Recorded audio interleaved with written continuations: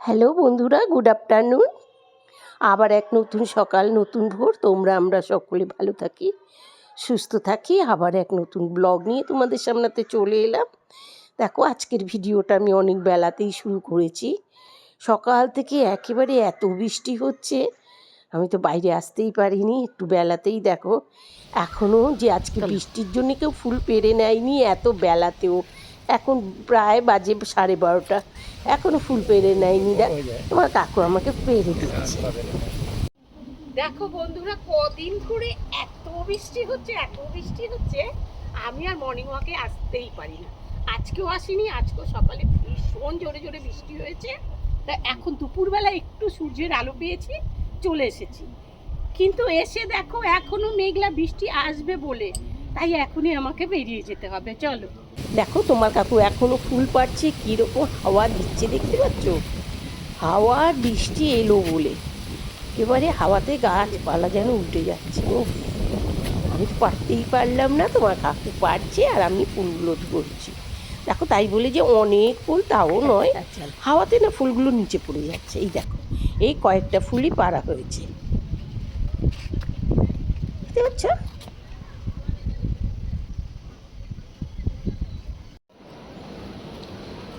বর্ষায় যা অবস্থা দেখো, কাদা প্যাক প্যাক করছে। আমার খাওয়ার চপ্পলটা পরে আসতে হতো। আজকে বৃষ্টিতে খুব তুলতে পারি না।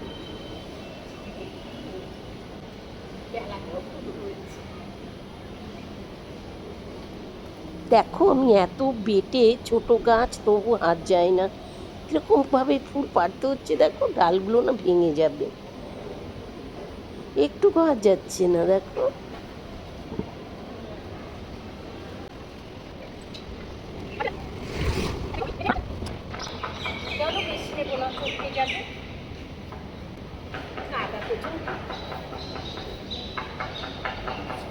একে বলে বর্ষাকাল, কাদায় কাদা, জল জল।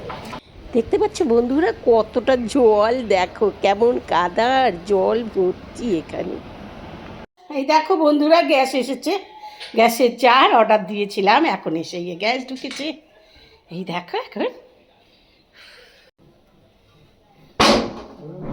কি হলো গো? একটা কাঠ রয়েছে, ওইটার জন্য প্রবলেম হচ্ছে। ওহো, দেখো বাড়ি চলে এসেছি, পুজো দিয়ে খেতে বসে যাব।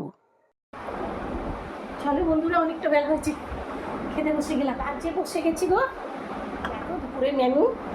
এখানে হলো ঝুরঝুরে ভাত, সাথে রয়েছে লেবু, লবণ।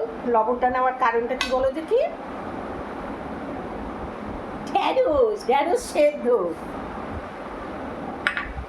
আর রয়েছে কাঁঠাল দানা দিয়ে, পুঁই দিয়ে, কুমড়ো দিয়ে, এই পুঁইয়ের পাতা দেখো, সব কিছু দিয়ে একটা তরকারি।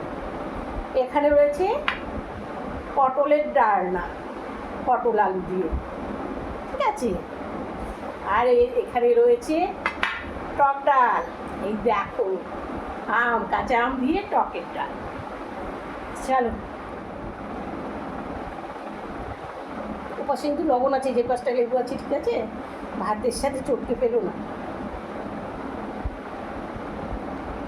ভাবলাম ঢ্যাঁড়সের ওপরেই দিই, কোন খেয়ালে খেলে ভাতের পাশে দিয়ে দিয়েছি। ঝাড়খণ্ড দেখো, এটা বুঝতে দিচ্ছে না। আরাম করে বার করে, আরাম করে খাবো। আমার মনে হচ্ছে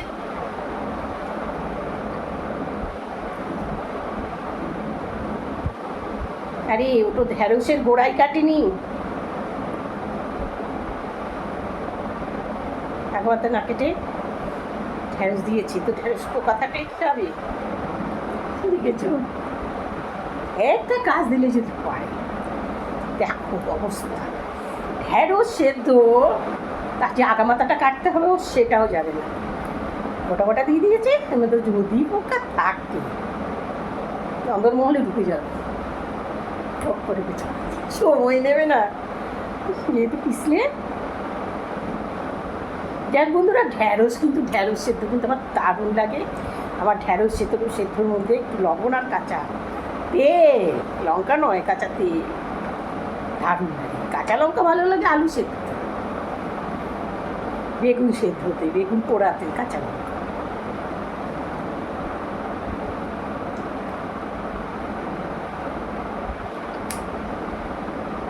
চলো আমার প্রিয় বন্ধুরা, আজকে ব্লগটা এখানেই রাখি। ততটাইম তোমরা আমরা সকলেই ভালো থাকি, সুস্থ থাকি। আবার দেখা হবে পরের ব্লগে।